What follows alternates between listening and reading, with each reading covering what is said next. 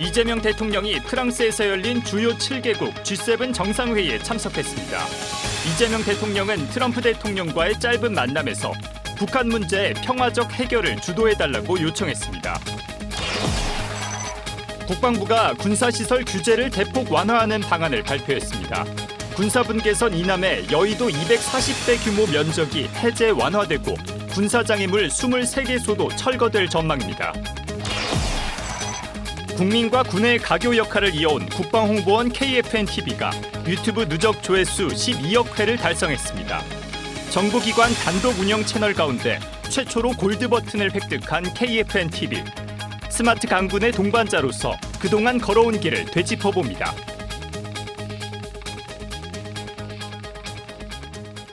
시청자 여러분 그리고 국군 장병 여러분 안녕하십니까? KFN 국방뉴스 시작합니다. 프랑스 에비앙에서 열린 주요 7개국 정상회의에 참석한 이재명 대통령이 도널드 트럼프 미국 대통령과 짧게 만나 대화했습니다. 이 대통령은 중동 문제 해결에 나선 것처럼 북한 문제의 평화적 해결에도 역할을 해달라고 요청했습니다. 이채원 기자입니다. 에마뉘엘 마크롱 프랑스 대통령의 환영을 받으며 행사장에 들어선 이재명 대통령은 마크롱 대통령의 인사에 매우 반갑다고 화답하며 양측은 미소를 보이며 악수하고 기념사진을 찍었습니다. 이후 참가국 정상들의 단체 사진 촬영이 이어졌고 이 대통령은 촬영에 앞서 트럼프 대통령과 약 30초간 대화를 나눴습니다. 청와대는 이후 정상 간 오간 이야기를 공개했습니다. 강유정 청와대 수석대변인은 트럼프 대통령은 이 대통령에게 남북관계의 근황을 물었다며 이 대통령은 트럼프 대통령이 중동 전쟁을 해결한 것처럼 북한 문제의 평화적 해결을 주도해달라고 요청했다고 설명했습니다. 이에 트럼프 대통령도 북한 문제 해결을 위해 노력하겠다는 의사를 밝히며 화답했다고 강 수석대변인은 설명했습니다. 한편 이 대통령은 이번 회의 참석과 관련해 X에 글을 올려 2년 연속 회의에 초청받은 것은 대한민국에 대한 국제사회의 신뢰와 기대를 보여주는 매우 뜻깊은 일이라며 단단해진 우리의 저력과 자신감을 세계 무대에 당당히 전하고 돌아오겠다고 밝혔습니다. 국방뉴스 이채원입니다. 국방부가 군사시설 규제를 대폭 완화하는 방안을 발표했습니다. 민간인 통제선을 조정하고 제한보호구역을 해제해 접경지역 주민들의 재산권과 생활 불편을 함께 풀어나가기로 했습니다. 관련 내용 김효진 기자가 전합니다. 민간인 출입이 제한됐던 민통선과 개발이 묶여있던 군사분계선 이남 제한보호구역. 오랫동안 닫혀있던 그 땅이 여의도의 240배나 개방됩니다. 국방부가 17일 군사시설 규제 개선 방안을 발표했습니다. 지난 수십 년간 유지되어 온 군사시설 규제의 패러다임을 바꾸는 이정표를 제시하고자 합니다. 군사작전의 효용성을 보장하면서 주민의 편익을 증진할 수 있는 정책을 마련했습니다. 병력 자원이 줄고 무기 체계가 발전하는 미래 안보 환경에 맞게 군이 먼저 선제적으로 나서 칸막이를 걷어내겠다는 겁니다. 민통선은 군사 분계선으로부터 평균 6km 수준으로 조정될 것으로 밝혀졌습니다. 이렇게 되면 여의도 90배 면적의 통제보호구역이 제한보호구역으로 완화됩니다. 비용은 전액 국가가 부담하며 경계 펜스와 CCTV 등 실질적인 통제 수단을 먼저 보완하고 2027년부터 단계적으로 시행합니다. 군사분계선 이남의 제한보호구역도 손봅니다. 최신 무기 체계와 실제 작전 요소를 반영해 보호구역 범위를 최적화하고 올해 하반기부터 지형 측량과 작전성 검토를 거쳐 순차적으로 해제해 나갑니다. 여의도 면적의 약 150배 규모의 제한보호구역을 해제할 것으로 예상되며 이로써 해제 완화 보호구역은 여의도의 약 240배 정도 됩니다.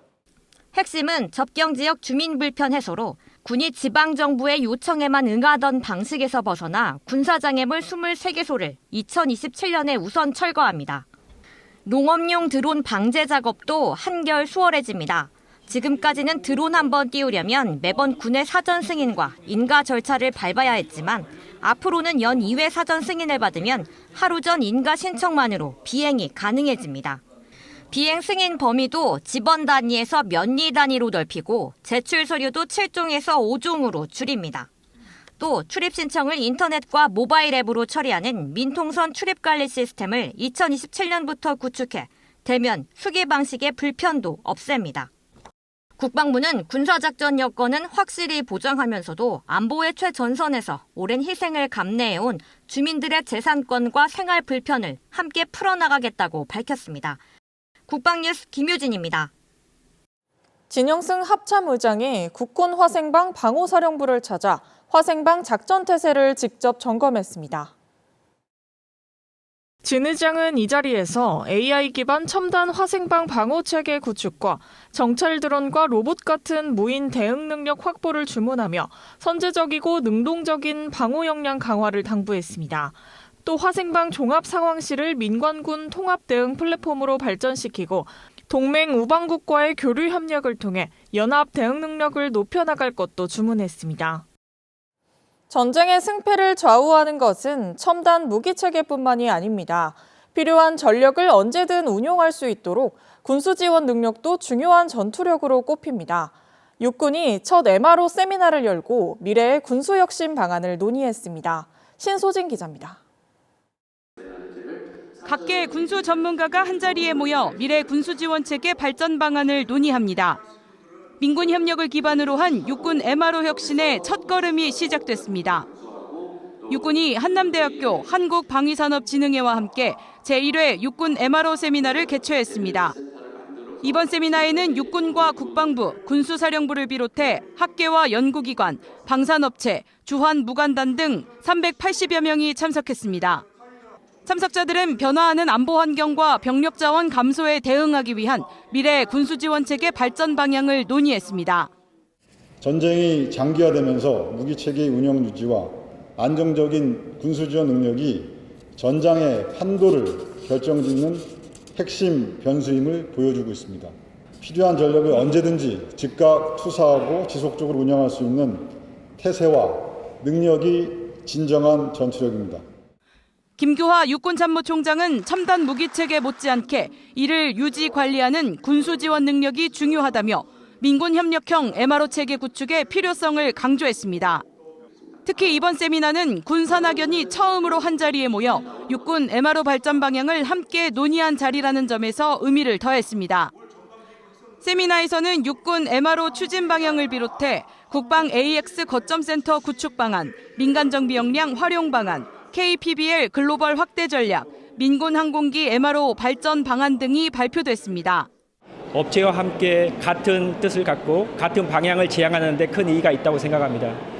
육군적인 입장에서는 즉흥태세로 완비할 수 있는 MRO에 대해서 추진 방향을 제시했고 첨단화된 기술을 접목할 수 있는 그런 추진 방향을 공유했다는 데 큰 의의가 있겠습니다.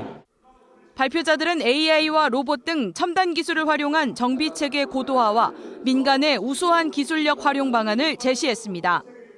또한 군과 산업계, 학계가 보유한 역량을 연계해 미래 군수지원 체계를 구축해야 한다고 강조했습니다. 한남대학교는 국방 AX 거점센터를 중심으로 군의 데이터와 민간 기술을 연계한 MRO 협력 모델 구축 계획을 소개했습니다. 그래서 AX 거점센터는 이제 군의 데이터를 가지고 민간 방산 기업들이 활용하는 그런 사업입니다. 그래서 민과 군이 서로 협력해서 할 수 있는 모델이 가장 좋은 모델이 MRO 모델인데 거기서부터 먼저 AX 거점센터에서 추진을 할 계획입니다.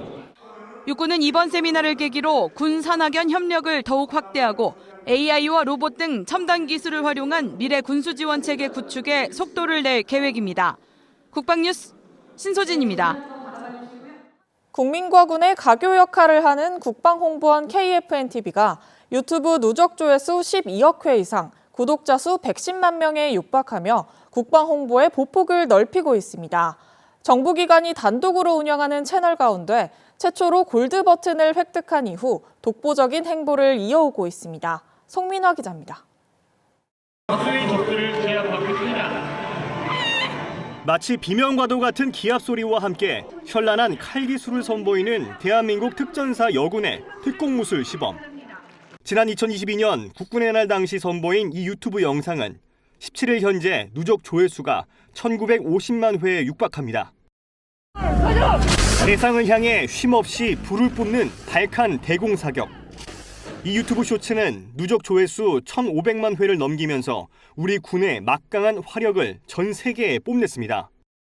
이 밖에도 아파치 가디언 아이헤즈 헬멧을 촬영한 영상과 중원여단 기동중대의 CQB 사격 훈련 영상도 각각 조회수 1,000만 회를 넘기며 큰 관심을 받았습니다.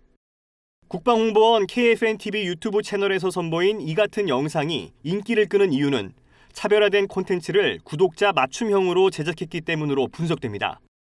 자칫 지루할 수 있는 군 관련 정책과 정보를 재밌고 알기 쉽게 풀어가는 전략이 유효했습니다. 유튜브 채널을 전략적으로 운영해 브랜드 이미지를 높이고 군을 홍보하는 데 큰 효과를 거두고 있습니다. 앞으로도 미디어 소비 트렌드를 분석하여 시청자 맞춤형 콘텐츠를 제작할 수 있도록 노력하겠습니다. 지난해 6월 구독자 100만 명을 돌파한 KFNTV 유튜브 채널은 구독자 수 110만 명을 향해 순항 중입니다. 특히 누적 조회수가 12억 5천만 회를 넘긴 건 정부 기관이 단독으로 운영하는 채널 가운데 가장 눈에 띄는 수치입니다. 2위 KTV 국민방송과 비교해도 2배 넘게 차이납니다. 또 KFN 국방뉴스 채널을 통해 뉴스 콘텐츠를 특화하거나 신규 채널인 KFN 플러스를 선보이는 것과 같은 채널 다각화도 효과를 거두고 있습니다.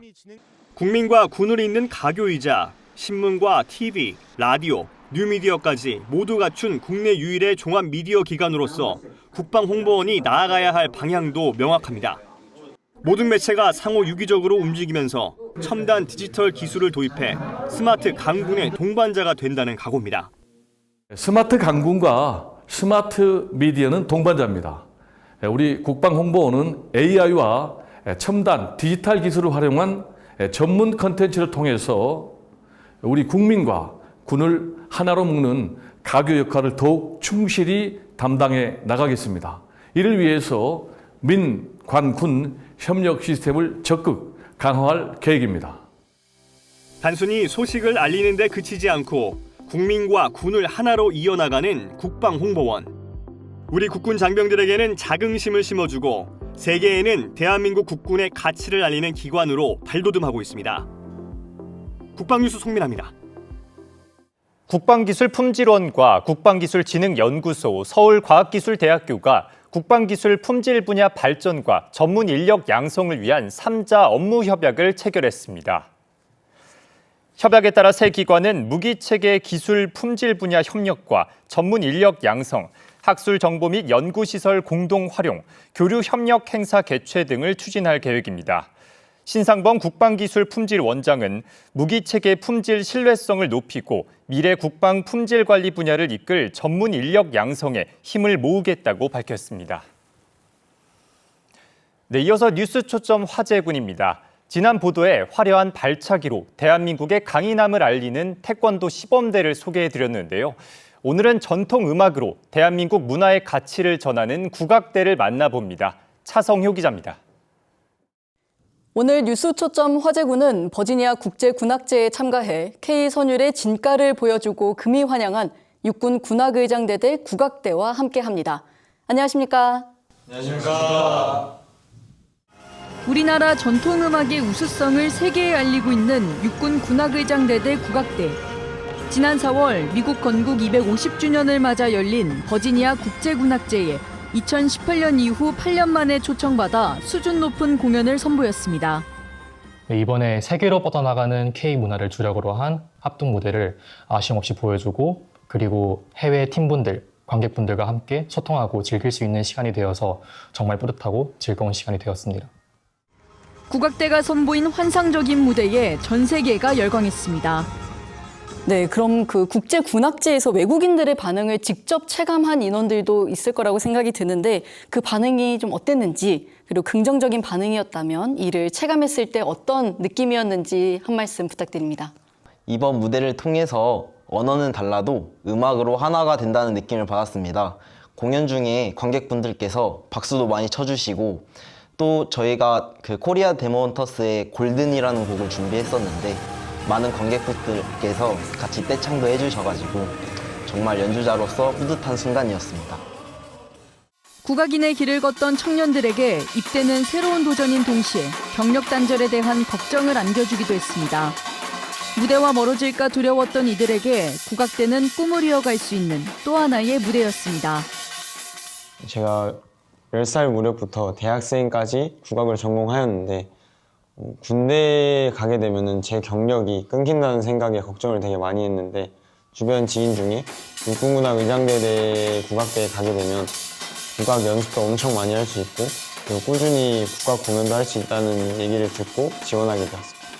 국악대로 입대를 하게 되면서 이 생활을 하면서 연습을 할 수 있다는 점과 그 여러 공연 행사를 참여를 하면서 실력을 향상시킬 수 있다는 점이 너무 좋았습니다.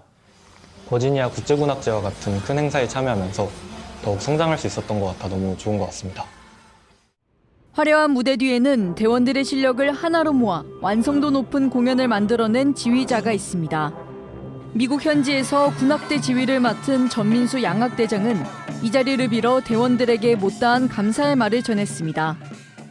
대한민국 육군의 문화예술을 대표한다는 마음으로 5개월이라는 긴 시간 동안 혹독하게 준비했는데 잘 따라와준 우리 양악대, 국악대, 태권도 시범대 장병들에게 머리 숙여 감사하다는 말을 전하고 싶습니다. 이번 버지니아 국제군악제가 여러분들의 가슴 속에 자랑거리이자 자부심으로 오래오래 간직되길 소망합니다. 군인의 사명감과 국악인의 자부심으로 무대에 오르는 국악대원들은 단순히 음악을 잘하는 연주자가 아닌 관객과 함께 호흡하는 연주자로 거듭나겠다고 다짐합니다. 이들이 연주하는 전통 선율은 앞으로도 세계를 향해 힘차게 울려 퍼질 전망입니다. 국방뉴스 차성유입니다. 6월 호국 보훈의 달을 맞아 육군 32사단이 6.25 전쟁과 월남전 참전 용사들을 부대로 초청했습니다. 참전 용사들의 희생과 헌신을 기억하고 그 뜻을 미래 세대와 함께 되새기는 뜻깊은 시간이 마련됐습니다. 현장에 이민형 기자가 다녀왔습니다. 장병들의 힘찬 경례가 울려 퍼지자 참전 용사들도 거수 경례로 화답합니다. 참전 용사님들께 대하여 파트너! 육군 32사단이 호국 보훈의 달을 맞아 충남, 대전, 세종 지역에 거주하는 참전 용사들을 부대로 초청했습니다. 이번 행사엔 6.25 전쟁과 월남전 참전 용사 200여 명을 비롯해 보훈단체와 지역 주민, 장병 가족 등 600여 명이 참석했습니다. 대연병장에서 진행된 일부 행사에선 참전 용사들이 열병 차량에 탑승했습니다. 참전 용사들이 부대 장병들 앞을 지나자 장병들은 존경과 감사의 마음을 담아 힘찬 경례를 보냈습니다. 행사에 참석한 장병들은 참전 용사들에게 감사의 마음을 전하는 동시에 군인으로서의 사명감도 함께 다졌습니다. 국가를 위해 헌신한 참전 유공자분들의 헌신을 추모하고 기억하는 일은 우리 군과 후손들이 당연히 해야 하는 의무입니다. 앞으로도 선배 전우들의 숭고한 희생과 호국전신을 이어받아 국가 수호를 위해 최선을 다하겠습니다. 이어진 2부 행사에선 장소를 옮겨 색소폰 연주와 합주 공연, 헌정 영상 시청, 어린이 합창단 공연 등 다채로운 무대가 펼쳐졌습니다. 계룡시립 어린이 합창단은 6.25의 노래와 고향의 봄을 부르며 감사의 마음을 전했습니다.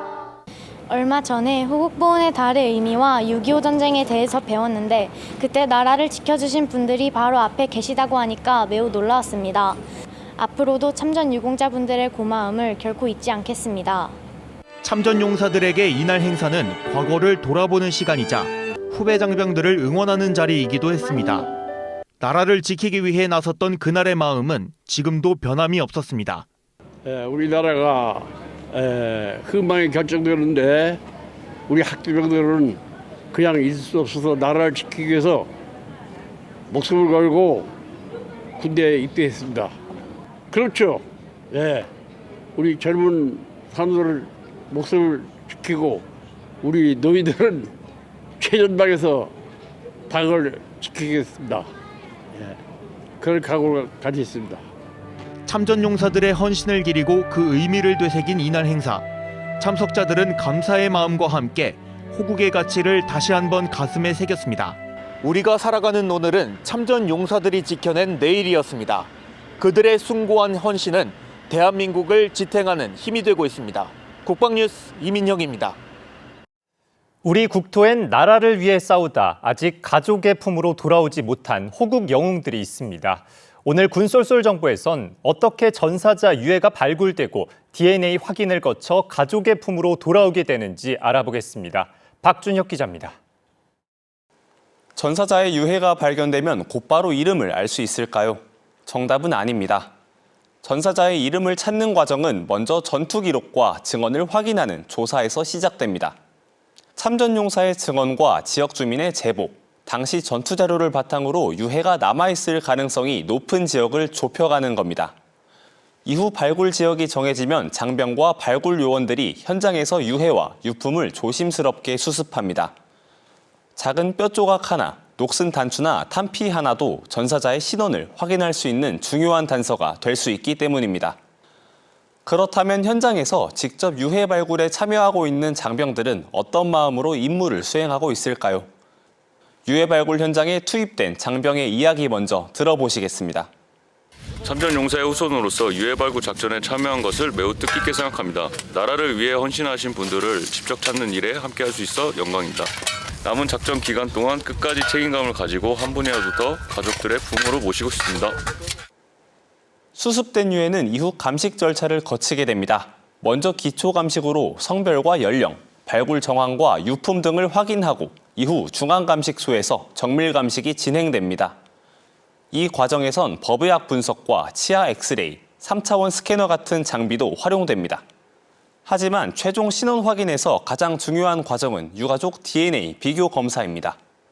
발굴된 유해의 DNA와 유가족의 유전자 시료를 비교해 친족 관계를 확인하는 방식입니다. 그렇다면 발굴된 유해는 어떤 과정을 거쳐 이름을 되찾게 되는지 국방부 유해발굴감식단 실무자에게 들어봤습니다.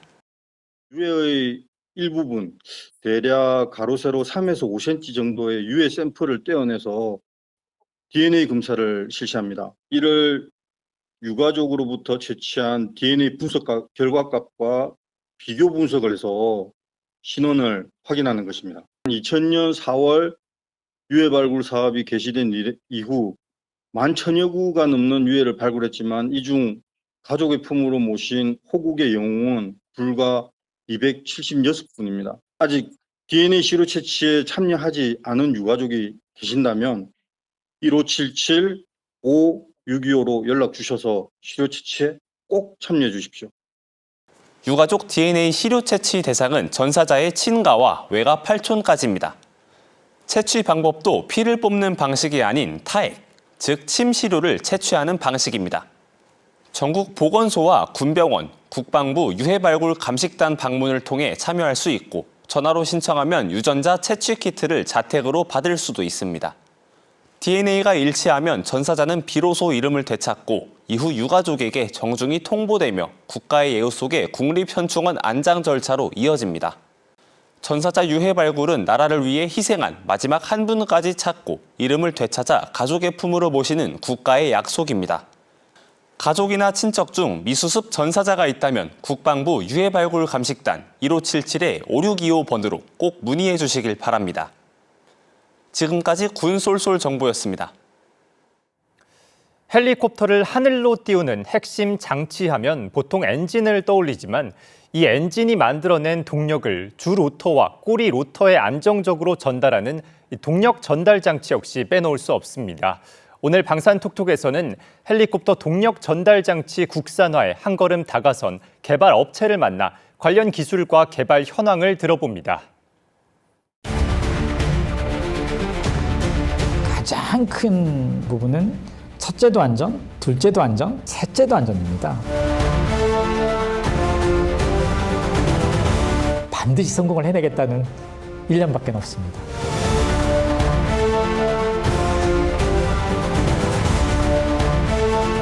동력 전달 장치는 회전익 헬리콥터의 핵심 부품으로서 그 헬리콥터의 내부 동력을 전달해서 헬리콥터를 이제 하늘로 날게 만듭니다. 그래서 그 전체의 회전 부품은 600개 이상의 부품이 결합이 되어서 지금 말씀드린 동력 전달을 담당하게 됩니다. 동력 전달 장치를 한국이 국산화를 해내게 되면 헬리콥터형 동력 전달 장치를 자체 개발하고 자체 생산해서 자체 헬리콥터에 얹을 수 있는 전 세계 7번째 나라가 되게 됩니다.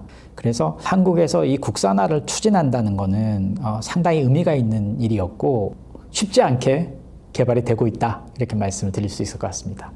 일단 헬리콥터를 날 수 있게 만드는 엔진으로부터 오는 동력을 주 로터와 꼬리 로터로 전달하는 전체 회전체라고 설명드리면 어떨까 싶습니다. 엔진이 있을 거고 당연히, 그죠? 엔진에서 파워를 발생을 시키면 이 파워를 주 로터로 동력을 전달을 해서 위로 올라가는 상승력과 앞으로 전진하는 이제 추력을 발생시키게 되고, 꼬리 로터에서 필요한 정확한 동력만큼 주 기어박스에서 이제 빠져나가게 만들어놨죠. 헬리콥터는 어쨌든 로터로부터 발생한 힘을 이용을 해서 위로 올라가야 되지 않습니까? 그럼 위로 올라갈 때 이 로터가 돌면서 이 무거운 9톤 이상의 기체를 끌어올려야 되는 거죠. 그럼 이 끌어올리는 구조물들이 다 메인 기어박스에 붙어 있어요. 그래서 메인 기어박스가 강건하게 설계가 되지 않으면 이걸 끌어올릴 만한 힘이 안 되는 거죠. 헬리콥터의 기체를 끌어올리는 역할도 같이 하고 있다, 이렇게 보시면 될 것 같습니다.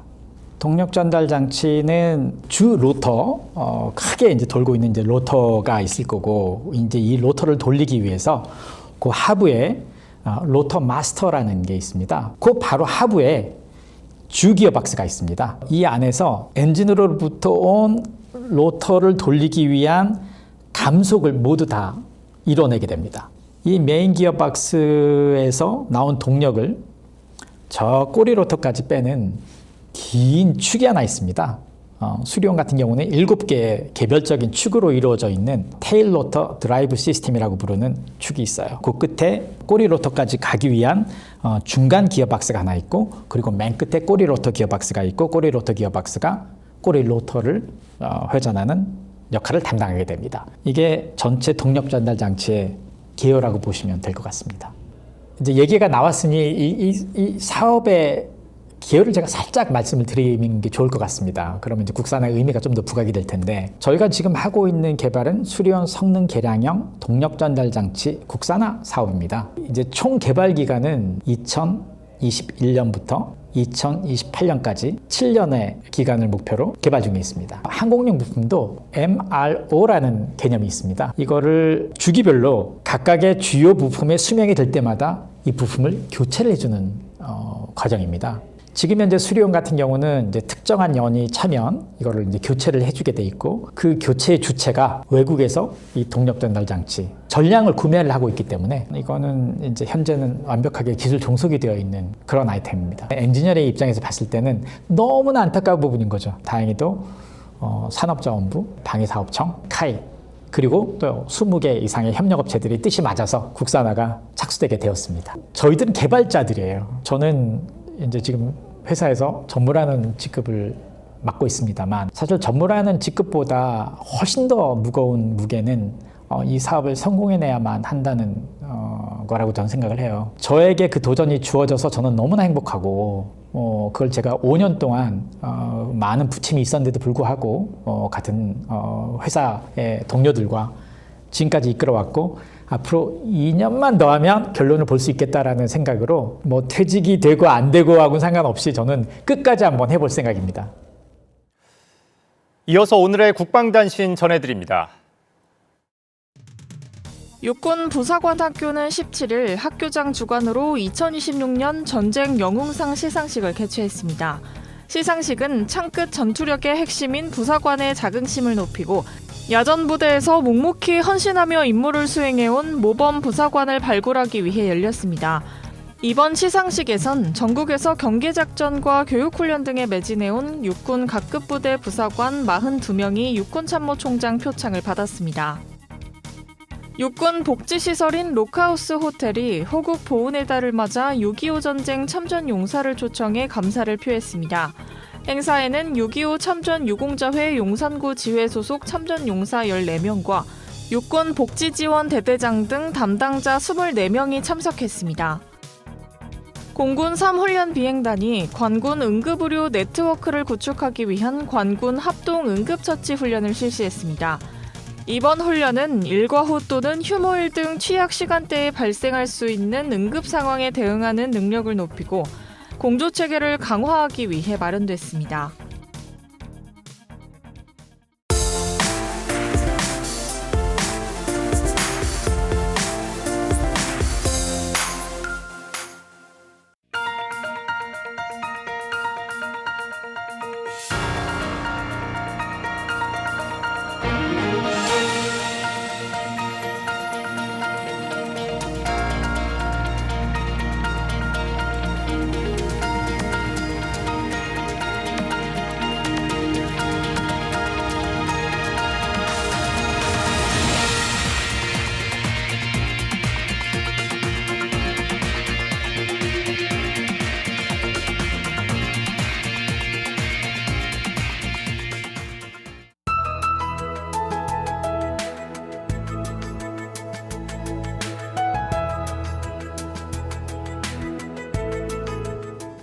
기상정보입니다.